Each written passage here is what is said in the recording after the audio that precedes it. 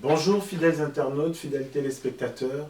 Voilà, une fois de plus, j'ai le plaisir de vous recevoir sur ce plateau de doctrine et j'ai réservé plusieurs surprises pour vous. Alors, à tout à l'heure.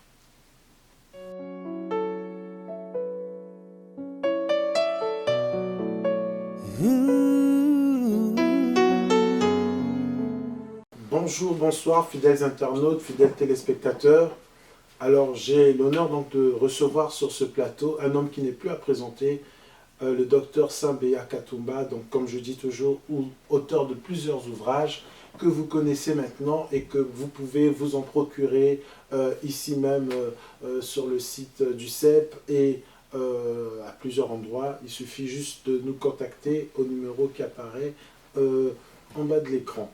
Donc voilà, donc, docteur Saint, bonsoir. Bonsoir, pasteur.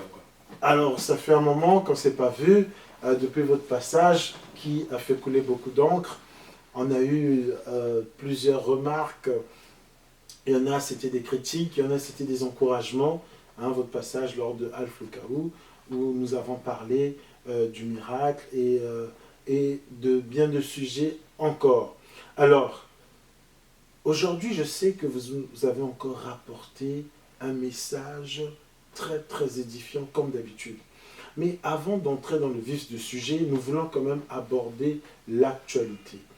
L'actualité, nous sommes en France, qui plus est, nous sommes en région parisienne, donc à Paris. Et l'actualité, c'est que Notre-Dame de Paris, qui fait la fierté de Paris, qui est dans le patrimoine français, a pris feu. Et pour l'instant, on ne sait pas encore quelle est l'origine, si cet incendie est d'origine criminelle ou accidentelle, mais visiblement la piste privilégiée, c'est la source, enfin, incendie accidentel.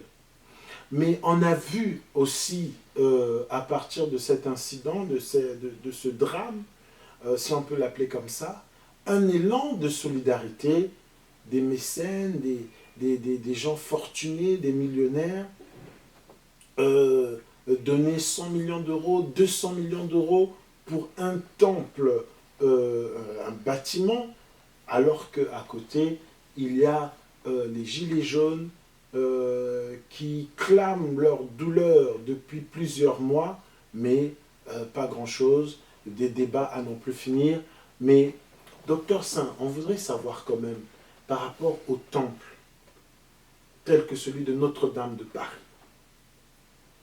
on voudrait vous entendre quand même savoir un peu, est-ce que, parce que c'est quand même un bâtiment qui accueille l'Église catholique, parce qu'il y a des messes qui se pratiquent dans Notre-Dame de Paris, même si c'est en même temps un site touristique, mais il y a quand même des... Donc c'est à la fois un site touristique, à la fois un site religieux, mais docteur, si on voudrait savoir un peu, ce temple Notre-Dame de Paris, est-ce qu'il y a vraiment la gloire de Jésus-Christ? Parce qu'il y en a qui disent que c'est à la gloire de Jésus-Christ, mais en même temps, quand on voit toutes les statues qui entourent le bâtiment, qui sont même dans le bâtiment, des gargouilles, on voit des statues cruelles, des statues dont on voit tout de suite que ce n'est pas à la gloire du Seigneur Jésus-Christ.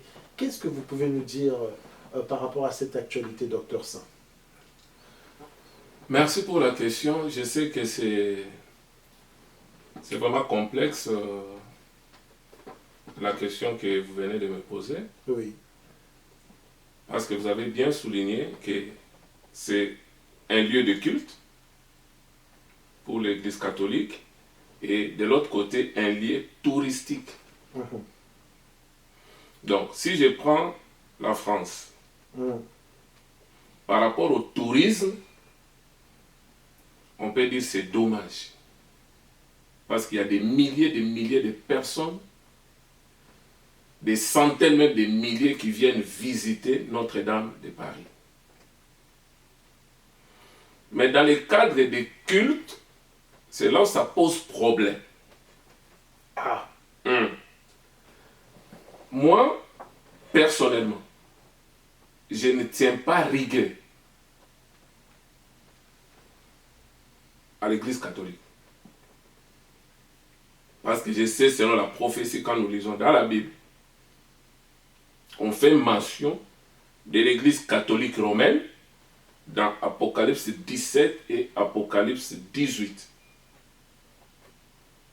La Bible la nomme comme la mère des prostituées et des abominations de la terre. Donc là, nous pouvons voir dans Apocalypse chapitre 17, vous pouvez prendre. Apocalypse chapitre 17. Nous allons lire tout de suite.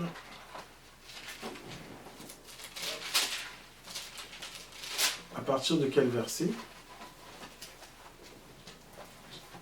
On va chercher.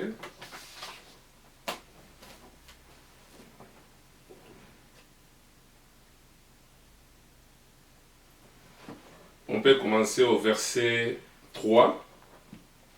Il dit: Il me transporta en esprit dans un désert, et je vis une femme assise sur une bête écarlate, pleine de noms de blasphème, et qui avait 7 têtes et 10 cornes. Cette femme était vêtue de pourpre et d'écarlate, et parée d'or, de pierres précieuses et de perles. Elle tenait à la main une coupe d'or remplie d'abominations et des impuretés de son inconduite. Sur son front était écrit un nom, un mystère: Babylone la grande, la mère des prostituées et des abominations de la terre. Je vis cette femme ivre du sang des saints et du sang des témoins de Jésus. Donc, cette femme qui représente l'Église a pour mission de détruire, de tuer les saints des dieux. Vous pouvez continuer? Je vis cette femme ivre du sang des saints et du sang des témoins de Jésus. À sa vue, je fus frappé d'un grand étonnement. Et l'ange me dit: pourquoi t'étonner? Je te dirai le mystère de la femme et de la bête qui la porte et qui a les 7 têtes et les 10 cornes. Donc, la femme qui est l'Église est soutenue par une bête. Parce que la bête, là, nous voyons l'institution politique.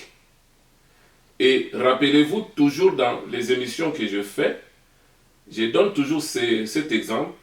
Entre les chevals et les cavaliers, qui dirige qui? C'est le cheval, c'est le cavalier qui dirige le cheval. Mais on te dit, maintenant, cette femme est assise sur une bête. Donc c'est cette femme-là qui a l'autorité sur les rois de la terre. Et nous savons que quand quelqu'un est élu président de la République, de gré ou de force, il doit aller faire allégeance au Vatican. Et si vous continuez, vous allez voir. La Bible dit, au verset, je crois, 7, « Je te dirai les mystères de la femme et de la bête qui la porte, qui a 7 têtes et 10 cornes. Et la bête que tu as vue était, elle n'était plus. Et elle doit remonter à l'abîme, elle est allée à la perdition. Les habitants de la terre dont le nom n'a pas été écrit dès la fondation du monde dans les livres de vie de l'agneau, s'étonneront en voyant la bête, parce qu'elle n'était plus et qu'elle réapparaît. C'est ici l'intelligence qui a de la sagesse. Les 7 têtes sont les 7 montagnes sur lesquelles la femme est assise. Or, nous savons que la cité du Vatican est située entre les 7 collines. Donc, tout est clair. C'est pourquoi j'ai dit au départ, je ne tiens pas rigueur à l'Église catholique romaine. Parce que la prophétie l'a décrit. C'est clair, c'est noir sur blanc, c'est clair et net. Mais ce que je déplore, c'est quand nous qui sommes censés connaître la vérité de la parole, nous, les évangéliques, qui avons la connaissance véritable de la parole, nous commençons maintenant à donner de l'importance au bâtiment. C'est ça le problème. C'est là où moi je m'acharne. C'est de l'ignorance pure et simple. Pour les autres, il n'y a pas de souci. La Bible décrit, il n'y a pas de souci. Donc c'est la prophétie qui suit son cours. Oui, parce que personne ne peut combattre la prophétie. Ce que Dieu a dit, ça va s'accomplir. Tout ce que Dieu a arrêté, ça va fonctionner comme il l'a dit. Mais docteur, c'est quand vous dites que les évangéliques qui sont censés avoir la connaissance de la parole, qui sont assez pointus sur justement les détails des Écritures, ils donnent l'importance au bâtiment. Qu'est-ce que vous voulez dire par là, docteur Saint? C'est pour dire quoi? Quand Dieu a créé l'homme, déjà parce qu'il faut remonter à l'origine pour faciliter un peu la compréhension des gens. Quand Dieu a créé l'homme, Dieu devrait chercher un cadre où il devrait placer l'homme qu'il a créé. Maintenant, le cadre que Dieu avait choisi, c'était le jardin d'Éden. Là, nous sommes dans Genèse chapitre 2, le verset 8. Dieu, il a créé l'homme, il planta un jardin en Éden, et il a mis l'homme qu'il a créé. Mais dans le même jardin, il y avait un lieu spécial où Dieu venait maintenant pour rencontrer l'homme. Donc c'est pour dire, le premier cadre, c'était le jardin. Mais dans le même jardin, il y avait un endroit spécial où Dieu rencontrait l'homme. C'est pourquoi vous allez voir au chapitre 3, au verset 9, quand l'homme a péché, l'homme a fui les lieux du rendez-vous. Mais il était toujours dans le jardin d'Éden. Et Dieu est venu dire, où es-tu l'homme? Il dit, j'ai entendu ta voix, je me suis caché parce qu'il ne pouvait pas, voilà, être au lieu du rendez-vous parce que la culpabilité avait déjà rongé son âme, tout ça. Donc, il y a une séparation entre Dieu et l'homme. Maintenant, ce qu'il faut comprendre, c'est quoi?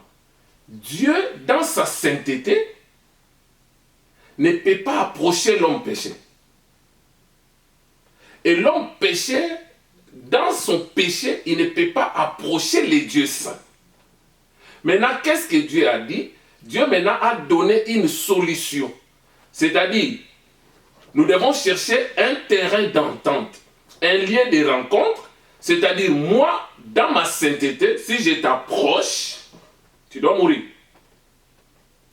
Et toi aussi, dans ton péché, tu ne pourras pas m'approcher. De la même manière, Adam avait fui Dieu. Donc tu ne peux pas m'approcher. Donc nous devons trouver un terrain d'entente, un lien de rencontre.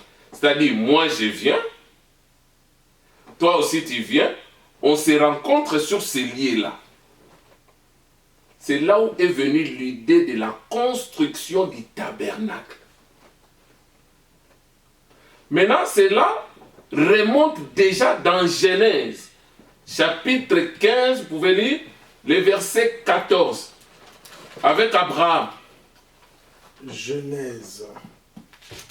Nous allons lire donc dans Genèse, chapitre 15,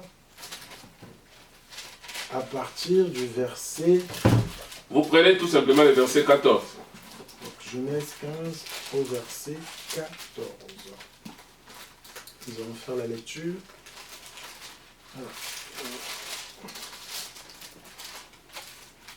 Alors, voici ce qui est écrit. « Mais je jugerai la nation dont ils auront été les esclaves, et ils sortiront ensuite avec de grands biens. » Amen. Amen. Donc là, c'est au moment où Dieu contractait une alliance avec Abraham. Abraham devait partager les animaux par deux, ce qui signifiait une partie c'était pour Dieu, une partie qui représentait l'homme qui contractait l'alliance avec Dieu. Et Dieu devrait passer par le feu au travers de ces animaux-là, parce que l'alliance était inconditionnelle quelque part. Mais maintenant, Abraham n'a pas partagé les petits oiseaux. C'est là où Dieu a dit, voilà, tes descendants seront esclaves, on les opprimera pendant 400 ans. Mais les jours où je vais frapper l'Égypte pour les faire sortir par ma main puissante, ces peuples-là ne sortiront pas à vide. Ils sortiront avec de grandes richesses. Donc c'est par là déjà nous comprenons que les buts de Dieu, Dieu savait que la richesse se trouve en Égypte. Maintenant, pour construire le tabernacle, il faut cette richesse-là. Maintenant, comment faire? Dieu a fait que les descendants d'Abraham doivent passer en Égypte comme étant des esclaves. Mais le but de Dieu, ce n'est pas ça. Le but de Dieu, c'est leur sortie. C'est-à-dire, ils vont sortir avec de grandes richesses et arrivé au désert, je demanderai cette richesse pour la construction du tabernacle. Ça serait maintenant les lieux de rendez-vous des dieux saints avec l'homme péché. Et vous allez voir la même promesse, Dieu l'a repris avec Moïse dans Exode chapitre 3, les versets 21 à 22.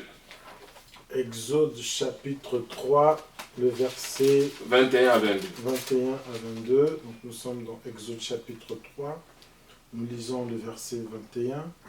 Je ferai en sorte que ce peuple obtienne la faveur des Égyptiens.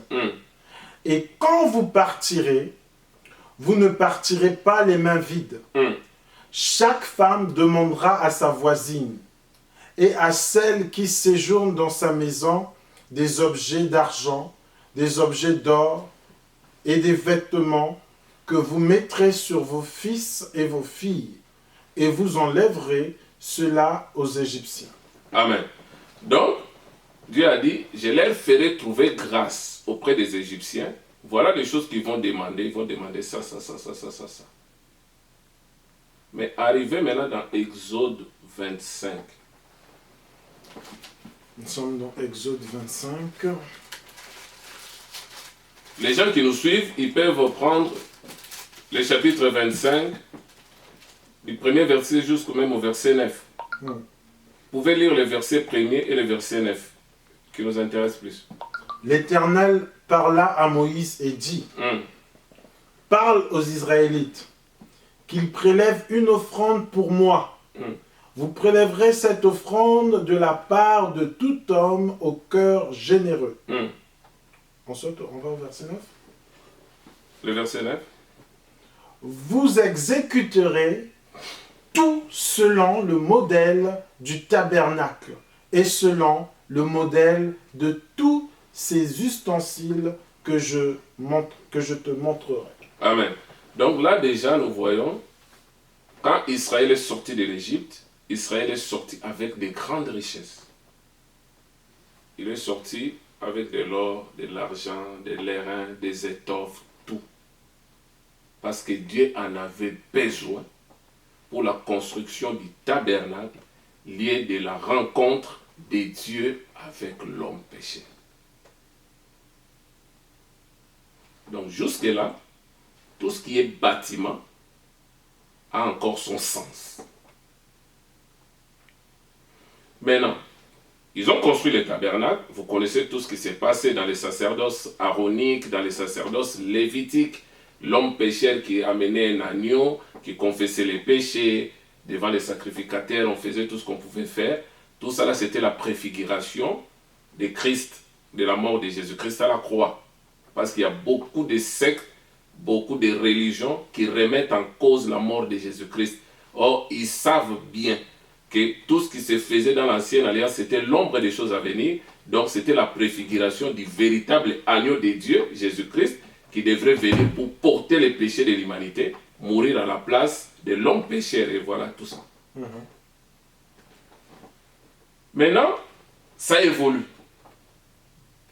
Nous avons le tabernacle, et nous savons que le tabernacle, déjà, en lui-même, c'était toute une personne, la personne de Jésus-Christ. Tu vois déjà la préfiguration. Exact. Donc c'était pour dire, les lieux de la rencontre de Dieu avec l'homme, pour l'instant, c'est un bâtiment que vous voyez, les tabernacles que vous voyez. Mais il arrivera un temps où le véritable temple, le véritable tabernacle viendra. C'est lui maintenant qui sera le lieu de rencontre de Dieu avec l'homme. Et vous allez voir, à l'époque de David, on pouvait maintenant parler du temple qu'il devrait construire. Du temple qu'il devrait construire. Mais maintenant, il y avait quelqu'un, une fois, il m'avait posé la question, il me dit, mais comment David, il a tout réuni? Maintenant, pour construire, Dieu lui dit, ce n'est pas à toi de construire, c'est à ton fils Salomon de construire. Tout simplement, parce que ce n'est pas au père de bâtir le temple, mais c'est au fils. Tu vas voir dans Matthieu 16, quand Christ a posé la question à ses disciples, verset 13 jusqu'au verset, je crois, 18. Qui suis-je au dire des hommes, et vous, tout ça. Il dit, tu es pierre, sur cette pierre, j'ai bâtiré mon église. Donc c'est au fils de bâtir. Et quand tu retournes dans l'histoire, tu vas voir qu'à l'époque de David, Israël était entouré de plusieurs ennemis. Donc ce n'était même pas le moment de construire le temple. Donc il a fallu que David puisse combattre tous ses ennemis, les anéantir, ensuite introduire maintenant son fils dans un règne de paix et de prospérité. Et tu vas voir que Salomon, il a régné pendant 40 ans sans livrer une bataille, une guerre. Donc tout ça là, c'était la préfiguration même du millénium. Pourquoi? Parce que le père qui est David devrait d'abord combattre les ennemis d'Israël afin de permettre à Salomon d'entrer dans les règnes de paix. Donc ça veut dire, il y a une portion de l'écriture qui dit, le père dit à son fils, assieds-toi à ma droite jusqu'à ce que je fasse de tes ennemis ton marchepied. Donc je dois d'abord les anéantir, comme ça ils seront comme tes marchepieds. Maintenant, à l'époque, on donnait de l'importance au temple. On est en train d'évoluer. Parce que même dans les temps, Dieu, même dans les tabernacles, Dieu n'était pas dans les parvis, Dieu n'était pas dans les lieux saints, mais on rencontrait Dieu dans les saints des saints. C'est de la même manière, l'homme était placé en Éden, mais Dieu les rencontrait quelque part. Tout comme l'homme est tripartite, il est constitué de l'esprit, l'âme et le corps.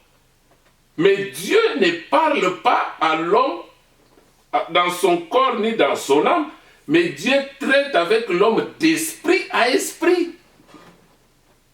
C'est l'esprit qui reçoit du grand esprit les directives pour transmettre à l'âme, et l'âme transmet au corps, et le corps manifeste la parole que l'esprit a reçue.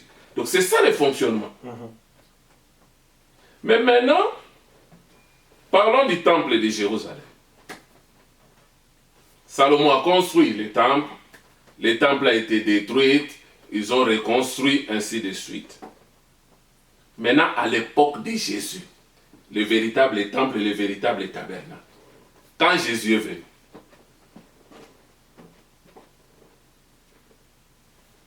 une fois, si nous allons dans Jean chapitre 2, vous pouvez lire? Nous allons ouvrir nos Prenez le verset 13 à 21. Jean chapitre 2, à partir du verset 13. Voici ce qui est écrit. La Pâque des Juifs était proche, et Jésus monta à Jérusalem. Il trouva établis dans le temple les vendeurs de bœufs, de brebis et de pigeons, et les échangeurs. Il fit un fouet de cordes, et les chassa tous hors du temple, ainsi que les brebis et les bœufs. Il dispersa la monnaie des changeurs, renversa les tables, et dit aux vendeurs, et il dit aux vendeurs de pigeons, ôtez cela d'ici. Ne faites pas de la maison de mon père une maison de trafic. » Ses disciples se souvinrent qu'il est écrit « Le zèle de ta maison me dévore. » Les Juifs prirent la parole et lui dirent « Quel miracle nous montres-tu pour agir de la sorte ?» Jésus leur répondit « Détruisez ce temple, et en 3 jours, je le rebâtirai. » Les Juifs dirent « Il a fallu 46 ans pour bâtir ce temple, et toi, en 3 jours, tu le relèveras. » Mais il parlait du temple de son corps. Quand il fut ressuscité d'entre les morts, ses disciples se souvinrent qu'il avait dit cela et crurent à l'écriture et à la parole que Jésus avait dite. Amen. Amen. Donc tu vois, ça dit, quand Jésus retourna à Jérusalem, pour que tout ce qui a été dit par les prophètes, par la loi puisse s'accomplir. Oui. La Bible dit, arrivé au temple, il a trouvé les marchands, tout ça, il les a chassés, fouettés, tout ça.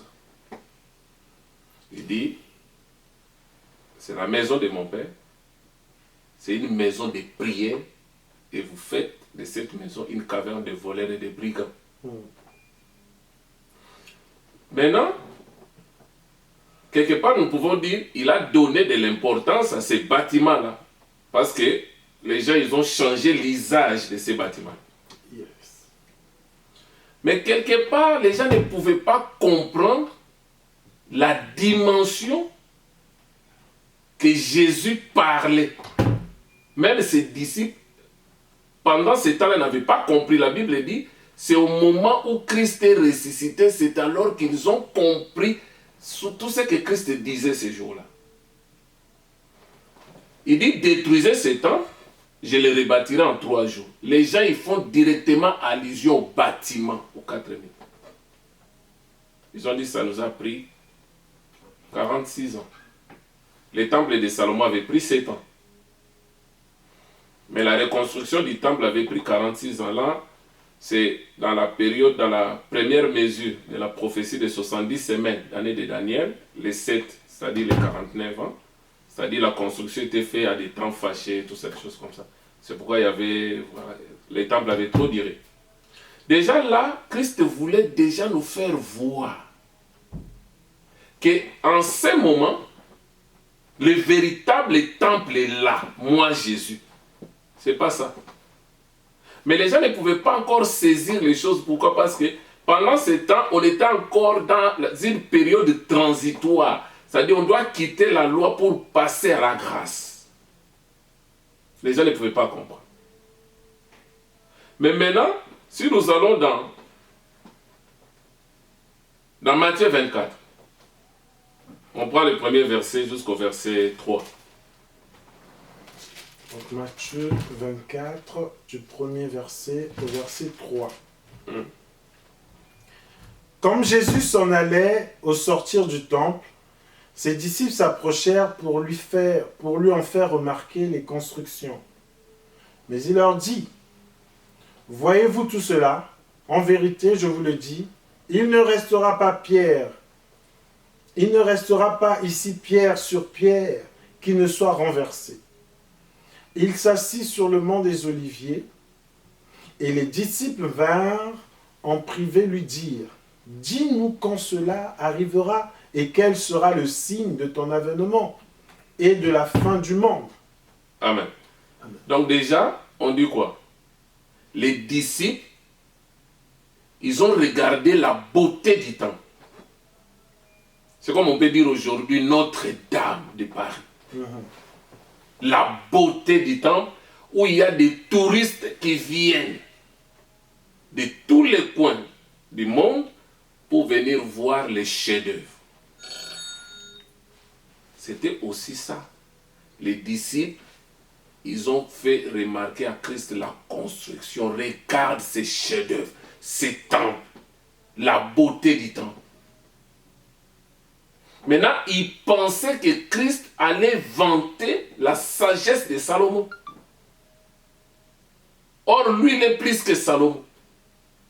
automatiquement, il a prophétisé contre les temples. Il dit, voyez-vous tout cela? Il ne restera pas ici pierre sur pierre qui ne soit renversée. C'est un choc.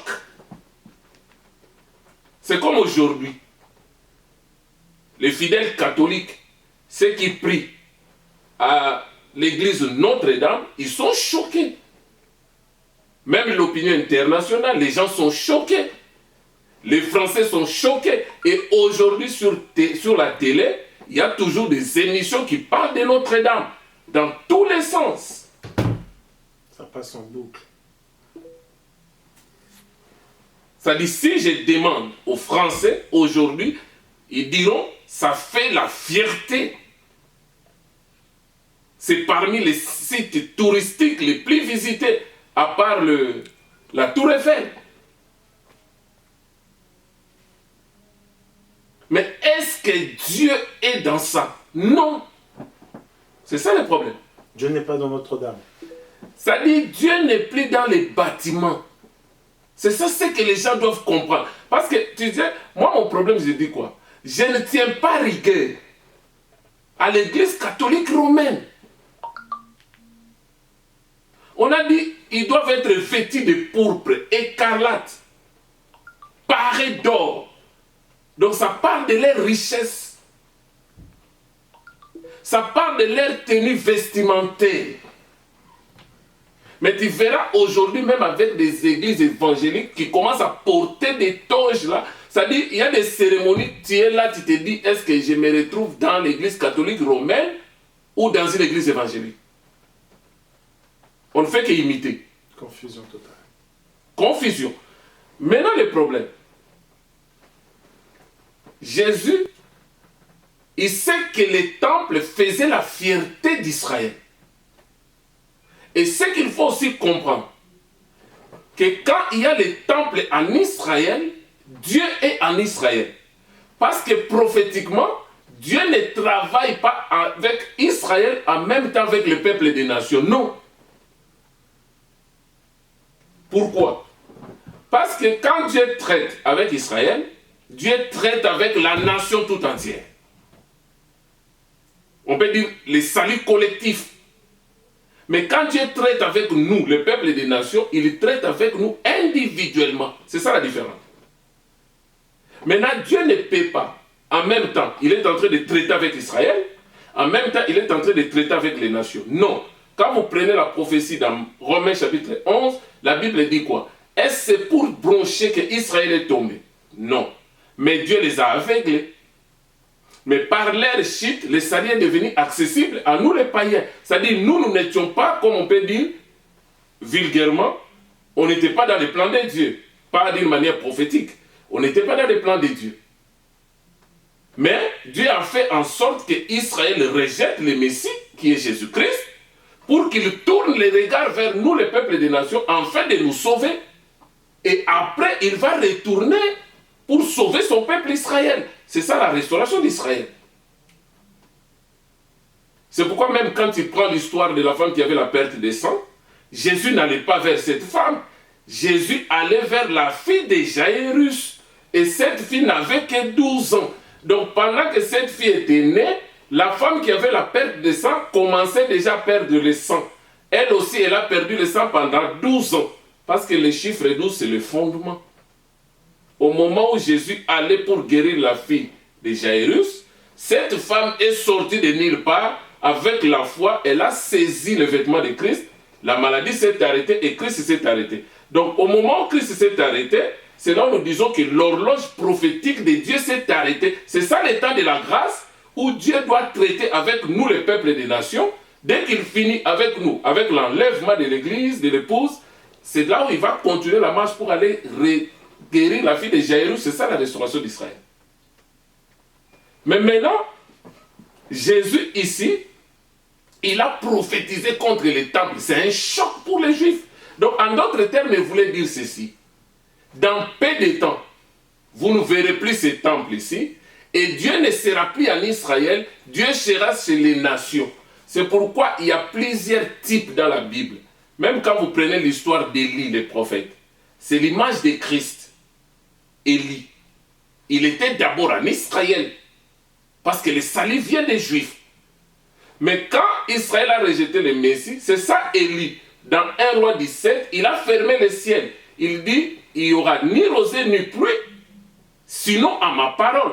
Donc le fait de fermer le ciel, pour Israël, il n'y a plus de bénédiction, il n'y a plus la visitation divine. Mais maintenant, Élie s'est dirigé où? Vers la veuve de Sarepta. Or, la veuve de Sarepta n'était pas juive. C'est ça l'image de nous, le peuple des nations. Donc, prophétiquement parlant, Élie est chez nous, chez la veuve de Sarepta. Voilà pourquoi il y a des gens, des chrétiens, qui vont à Jérusalem pour aller faire des allégeances, des trucs devant la mur de lamentation.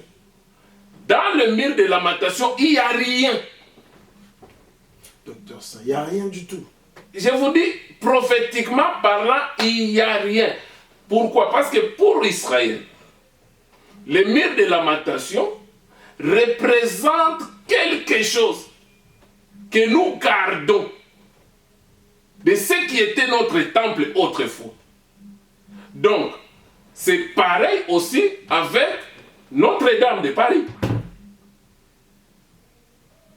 Ça devient un site touristique. C'est-à-dire les gens y vont en masse pour aller voir le mur de lamentation. Si moi je vais en Israël, je peux aller voir le mur de lamentation comme un lieu touristique. Mais je ne peux pas aller là-bas pour dire, quand je vais toucher ces murs, je vais prier, Dieu va m'exaucer. Non. On a vu des grands apôtres et pas des moindres qui sont partis des 4 coins du monde pour aller justement poser leurs mains sur ce mur. Et ils disent avoir reçu l'onction, des grâces, des révélations. Vous allez contredire tous ces apôtres? Déjà, quand il dit ça, il est à côté de la plaque. Déjà, le fait de dire, déjà, ils sont grands, par rapport à quoi? Par rapport à qui? La renommée. La renommée des hommes, ça, c'est rien. Les vrais témoignages, c'est le témoignage de Dieu. Les hommes peuvent te dire, tu es grand, tu es spécial, mais si Dieu dit, tu es nul, tu es nul. Ce qui compte, c'est le témoignage de Dieu. Tu sais, le problème aujourd'hui, c'est quoi?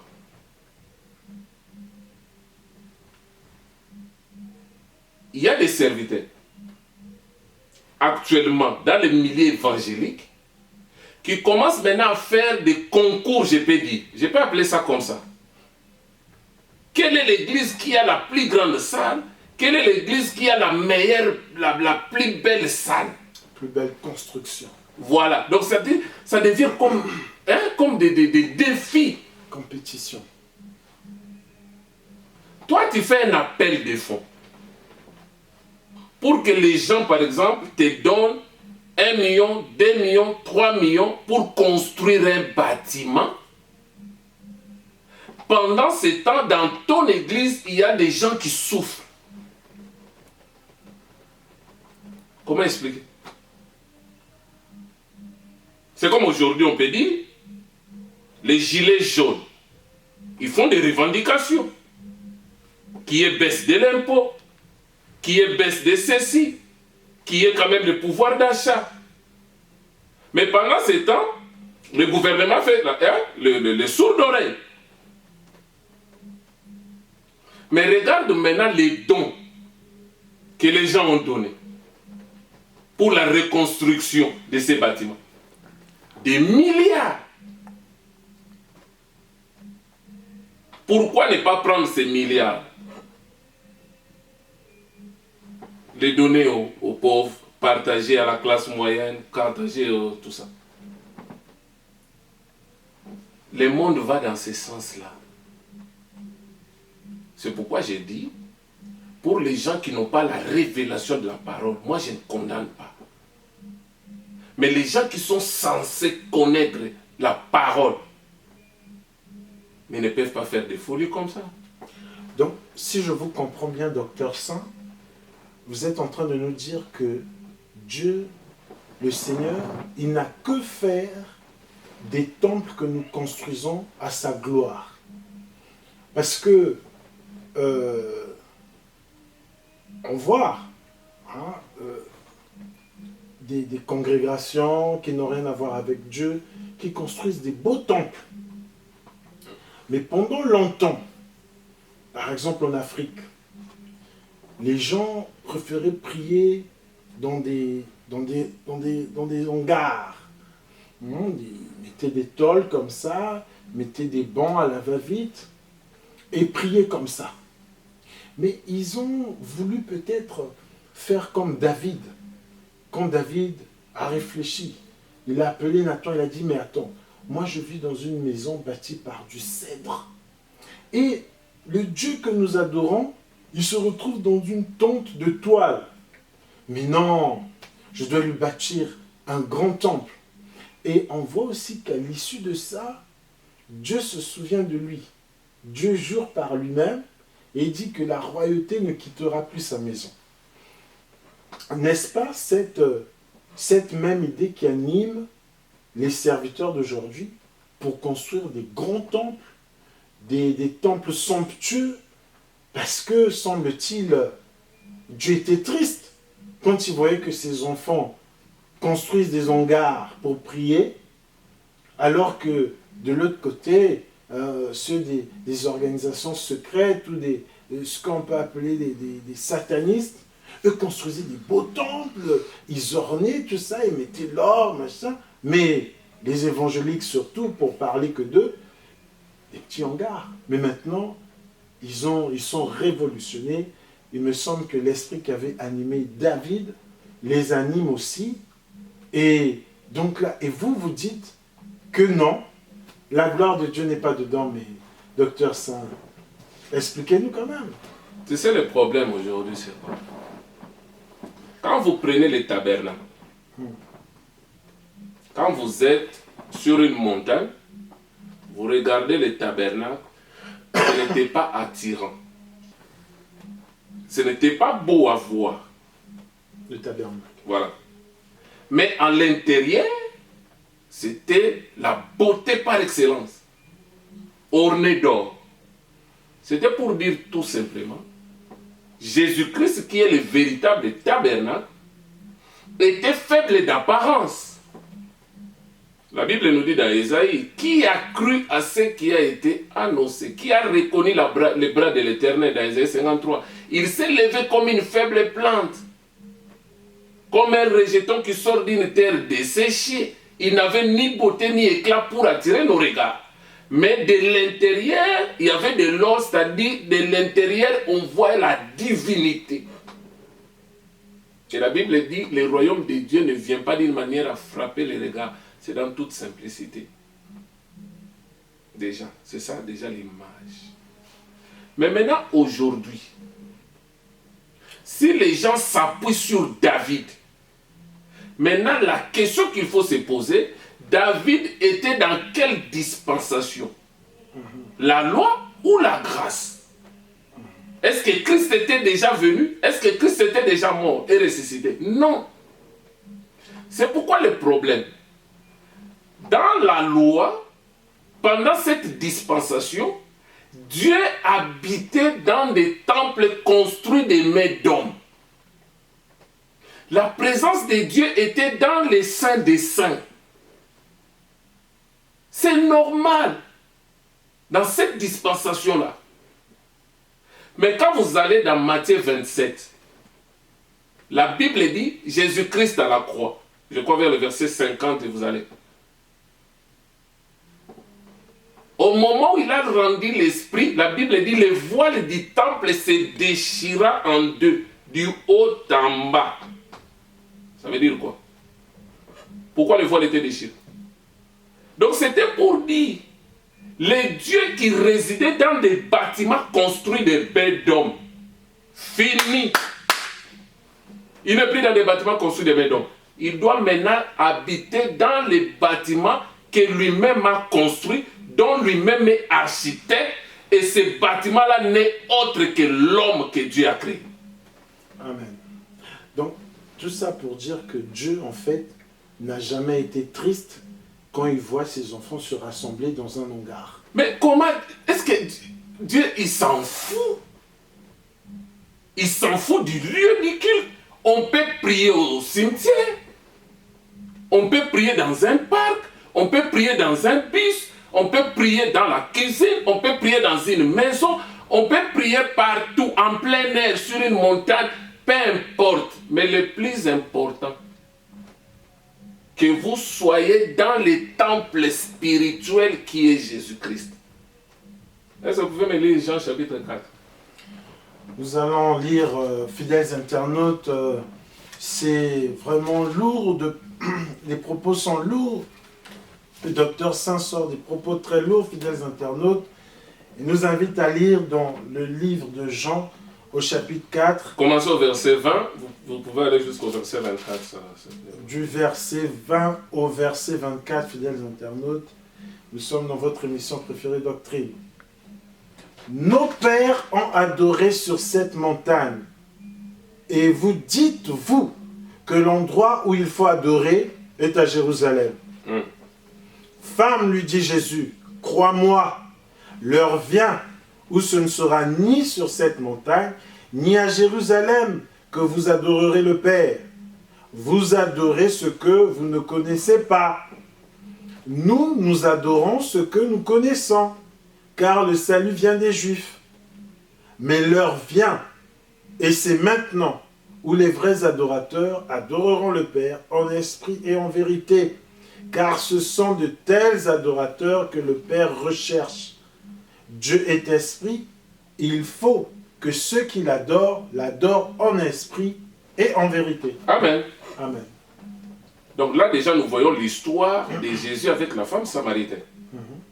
Nous connaissons déjà l'histoire. Quand il y a eu schisme, après les règnes de Salomon, les 12 tribus étaient divisées en deux. Les 10 tribus au nord, avec capitale Samarie, qu'on les appelait les Samaritains, et les 2 tribus du sud, Juda et Benjamin, c'était le royaume de Juda. Capitale Jérusalem, on les appelle les Juifs. Quand Jésus a demandé de l'eau à la femme a dit, mais non, comment toi tu es juif, tu me demandes à moi qui suis samaritain de l'eau? Il n'y a pas de rapport entre nous. Les conflits datent déjà. Maintenant, la femme fait référence aux 3 pères d'Israël. Parce que quand nous parlons de pères en Israël, nous avons les 3 pères. Abraham, Isaac et Jacob. C'est tout un enseignement là. Il dit, nos pères ont adoré sur la montagne. C'était pour dire, avant la construction des bâtiments, avant la construction du tabernacle, avant la construction des temples, nos pères adoraient sur la montagne. Donc c'est pour dire, quand ils montaient, ils allaient sur la montagne, ils rencontraient Dieu. Dieu les visitait. Vous connaissez même l'histoire de la vision de l'échelle. C'était sur une montagne où Jacob a dit, Dieu est ici, tout ça. Mais maintenant la femme dit, maintenant vous les Juifs, vous dites que le lieu où il faut adorer c'est seulement à Jérusalem. Pourquoi Jérusalem? Parce que quand Salomon a construit le temple de Jérusalem, dans 7 ans, le chiffre 7 qui est la perfection, il disait ceci, quand il dédicaçait le temple, il dit, Dieu, je t'ai pris. Quiconque viendra dans ce temple pour chercher ta face, qu'il soit exaucé. Même un peuple qui viendra de loin, là il parlait déjà de nous, le peuple des nations. S'il vient, qu'il soit exaucé. Donc en d'autres termes, le lieu de l'exaucement de Dieu, c'était le temple de Jérusalem. Donc la façon dont la femme l'a revendiqué, c'est-à-dire Christ voulait tout simplement lui dire, la dispensation de la montagne est révolue. Nous sommes maintenant dans la dispensation du temple, bâtiment, où Dieu doit exaucer tout le monde. Or, ces lieux-là, ces temples-là où Dieu doit exaucer tout le monde, c'est une personne. C'est Jésus-Christ. C'est pourquoi Christ dit quoi? L'heure vient. Elle est déjà venue. Où? Complément circonstanciel de lui. Les vrais adorateurs adoreront le Père en esprit et en vérité. C'est-à-dire, les vrais adorateurs doivent adorer dans ces lieux qui est spirituel, qui n'est pas visible. Et ces lieux-là de l'exaucement, que tu sois juif, que tu sois des gentils, quand tu viens dans ces lieux-là, chercher la face de Dieu, tu seras exaucé. Ces lieux-là, ces temples-là, c'est Jésus-Christ. Voilà pourquoi quand il a rendu l'esprit, le voile du temple de Jérusalem s'est déchiré. C'était pour dire, Dieu n'est plus maintenant enfermé sur les 4 murs. Maintenant, Dieu va habiter dans les temples que lui-même a construits, dont lui-même est l'architecte, c'est l'homme. C'est là ce qui confirme maintenant ce que l'apôtre Paul dit. Vous pouvez lire, Galates chapitre 2, Bien-aimés, le verset 20. Fidèles internautes, nous sommes dans Galates chapitre 2, le verset 20. Oh, c'est merveilleux. Nous nous acheminons lentement vers la fin, mais avant nous lisons ce merveilleux passage de Galates chapitre 2 au verset 20. Je suis crucifié avec Christ, et ce n'est plus moi qui vis, c'est Christ qui vit en moi. Ma vie présente dans la chair, je la vis dans la foi au Fils de Dieu qui m'a aimé, qui s'est livré lui-même pour moi. Amen. Donc, c'est-à-dire, désormais, c'est Christ qui a tabernaclé en nous. Nous devenons les temples. La Bible dit dans 1 Corinthiens 6, 19, ne savez-vous pas que votre corps est le temple du Saint-Esprit qui est en vous? Ça dit, Dieu a tabernaclé en nous. Nous sommes les temples de Dieu. Voilà pourquoi le plus important, ce n'est pas le local, ce n'est pas la beauté de la salle. Dieu s'en fout de ça, Dieu n'est pas là. Nous sommes des humains, nous pouvons dire voilà, nous voulons, par exemple, notre lieu de culte soit quand même entretenu, soit propre et tout ça. Mais ce n'est pas ça qui fait que Dieu est là. Dieu n'est plus dans les bâtiments. On ne peut pas dire voilà, bon, comme Dieu n'est plus dans les bâtiments, bon, que tout soit sale et on s'en fout. Non. C'est-à-dire, on ne doit plus donner de l'importance aux bâtiments. Ce qui est plus important, que nous soyons en Christ. Parce que c'est lui le lieu de l'adoration, c'est lui le lieu du culte, c'est lui le temple par excellence. Maintenant, le fait que tu es en Christ et que Christ est en toi, même si vous priez dans la prison, Dieu vous exauce. Même si vous priez dans un parc, Dieu est là. Même si vous priez dans un bâtiment, il est là. Le plus important, que vous soyez en Christ.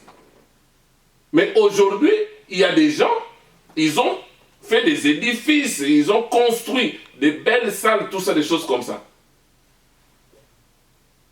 Mais, ils ont vendu leur âme à Satan. Dis-moi où est la place de Jésus dans ces bâtiments?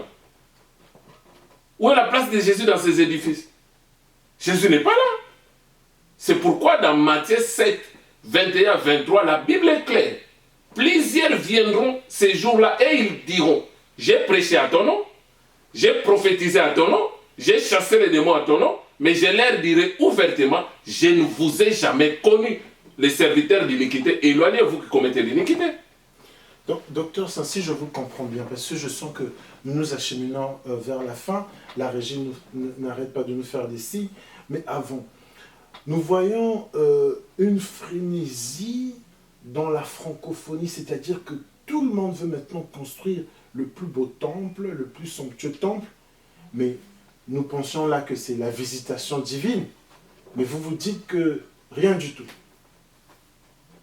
Maintenant, quand on dit la visitation divine, avant la visitation divine, Dieu était où? Question, effectivement. Posons-nous la question. Si quelqu'un me dit, j'avais commencé une église, j'ai dirigé une église, mais je n'avais pas encore accepté Jésus comme Seigneur et Sauveur, je n'étais pas encore né de nouveau, mais maintenant que j'ai construit l'édifice, j'accepte Jésus, maintenant il dit la visitation divine, là je peux accepter, je peux comprendre. Mais ça fait des années que tu étais dans le ministère, tu servais le Seigneur. tu priais d'un local à un autre. Mais le jour où tu as eu l'opportunité de construire un beau bâtiment, c'est là où tu parles de visitation divine. Qu'est-ce que Dieu a à voir avec les bâtiments? Dieu n'a rien à voir avec les bâtiments. Dieu n'est pas dans les bâtiments. Dans l'ancienne alliance, les gens venaient pour trouver Dieu dans un lieu, dans les bâtiments, dans les lieux très saints. Mais dans la grâce, c'est nous qui marchons avec Dieu. Amen. C'est nous qui ramenons Dieu dans un lieu. Et là où 2 ou 3 maintenant vont se réunir, il est là. Ce n'est pas que Dieu est dans un bâtiment. Quand nous, on termine le culte, on rentre chez nous. Dieu est resté enfermé dans les lieux saints du bâtiment. Comme ça, quand on revient demain pour trouver Dieu. Ça, c'est l'ancienne alliance. Dans la nouvelle alliance, je suis là, je ne suis plus seul. Jésus a dit, c'est lui qui croit en moi. Moi et mon Père, nous ferons de lui notre demeure. Maintenant, de quelle manière le Père et le Fils font de nous leur demeure? C'est le Saint-Esprit en nous. Je marche avec Dieu, je marche avec le Saint-Esprit, je ne suis pas seul. Donc l'amour de Dieu ne change pas quand il voit « Ah, mes enfants m'ont bâti un temple à ma gloire ». L'amour de Dieu reste intact. Déjà là, je peux même te dire quelque chose, ça peut te choquer, ça peut choquer même les téléspectateurs, les gens qui nous suivent. Dieu ne nous aime pas en fonction de ce que nous sommes, ni en fonction de ce que nous faisons pour lui. Dieu nous a aimés parce que nous avons aimé son Fils. C'est ça la vérité de l'évangile. Déjà, toujours dans le même ordre d'idées. Quand nous prenons Romains, chapitre, je crois, 5, à partir du verset 6, ou Romains 6, le verset 5, je ne sais pas si vous pouvez vérifier, là où la Bible dit, lorsque nous étions sans force, Romains 5, 8. Lorsque nous étions impies, lorsque nous étions pécheurs, lorsque nous étions ennemis de Dieu, au temps marqué, Christ est mort pour nous à la croix. C'est-à-dire, Christ nous a aimés lorsque nous n'étions pas aimables. Maintenant, toi, tu vas me dire que Dieu nous a aimés parce que nous avons fait de bonnes œuvres, parce que nous avons fait ceci. Non, il nous a aimés lorsque nous étions encore ses ennemis. Il a témoigné son amour à la croix. Il est mort pour nous. Dieu ne nous aime pas parce que nous avons fait des œuvres, parce que nous avons construit de belles salles, de beaux bâtiments. Non. Dieu nous aime parce que nous avons aimé son Fils, Jésus-Christ. Amen. Gloire à l'agneau de Dieu. Fidèles internautes, comme vous le savez, là, le docteur Saint, il est vraiment saisi par l'esprit et les révélations pleuvent. Mais vraiment, c'est merveilleux. Et justement, nous sommes en plein dedans. La glorification des bâtiments. On voit comment les gens nombreux sont ceux qui ont été émus lorsqu'ils ont vu comment Notre-Dame était en feu. C'est vrai que c'était un théâtre assez triste, même si on sait que la gloire de Dieu n'y est pas. Mais voilà, c'est aussi à la fois un site touristique. Maintenant, pour conclure par rapport à ce sujet, parce que nous voyons certainement que ceux qui n'ont pas encore les moyens de construire un temple confortable, on comprend maintenant que c'est simplement pour le confort. On s'est dit, bon, on va adorer Dieu, on veut se retrouver quand même dans un endroit confortable pour célébrer notre Seigneur. Donc on comprend que c'est plus pour ça que pour la présence de Dieu. Mais un message quand même, Docteur Saint, à l'endroit justement pour encourager les hommes de Dieu, les serviteurs qui n'ont pas les moyens, qui sont encore dans des hangars, qui du coup se sentent peut-être loin de Dieu, peut-être qu'ils se disent mais Dieu ne va pas m'aimer, ou ils se sentent peut-être même, il y en a, qui se sentir maudits simplement parce que, bon voilà, ils se retrouvent dans un endroit qu'ils peuvent juger pas assez confortable, pas assez grand, pas assez luxueux.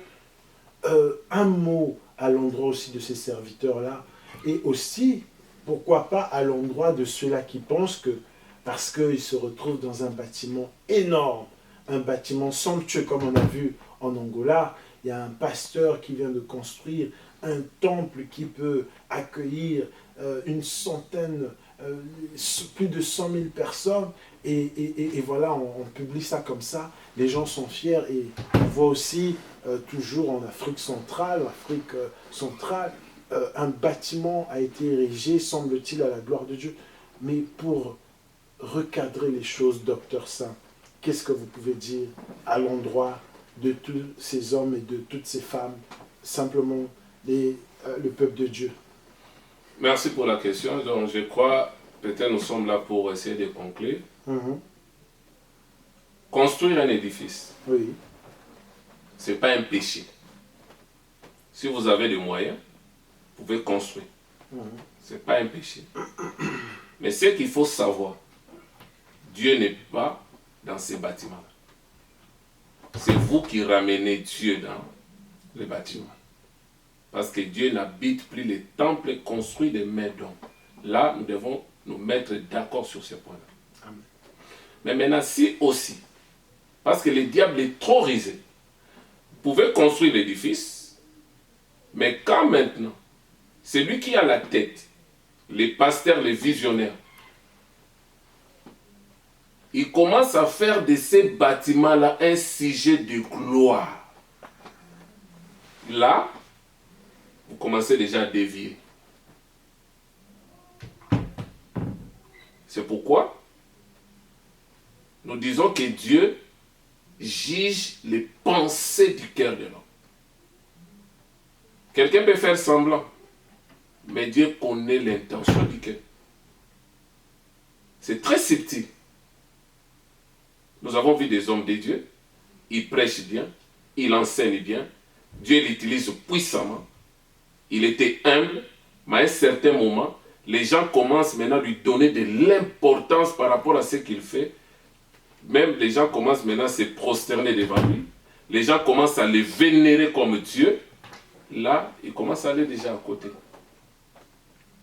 Maintenant, les gens qui n'ont pas de moyens pour construire des beaux édifices comme les autres, qu'ils se contentent de ce qu'ils ont. Parce que Dieu n'est pas dans les bâtiments. Quand on a arrêté Pierre, là je suis dans Actes chapitre 12, la Bible dit, l'église du Seigneur n'arrêtait pas de dresser des prières à Dieu par rapport à Pierre. C'était la vraie église de Dieu, mais cette église se trouvait où? Dans la maison de Marie. C'était dans une maison. Ce n'était pas dans un local, dans un bon édifice, non.